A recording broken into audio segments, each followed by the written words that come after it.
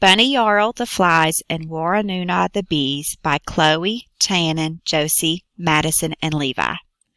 Once there were two groups of people, the Bunnyyarl and the Wurrunnunnahthe. They were a family and they lived in one camp.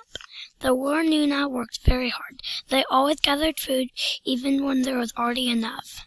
They did this so they would have enough later. The Bunnyyarl did not think about the future. They wasted their time playing.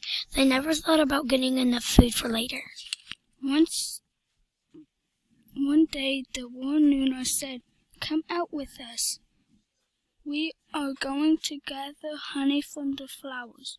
Soon the winter winds will blow the flowers away. Then there will be no more honey to gather." "No," said the Bunnyyarl, "we have something to do here." And off they went, wasting their time.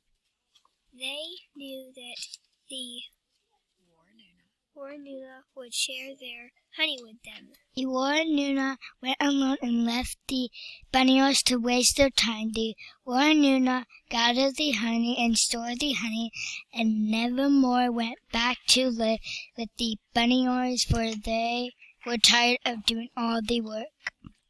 As time went on, the Wurrunnunnahthe were changed into little wild bees, and the lazy Bunnyyarls were changed into flies.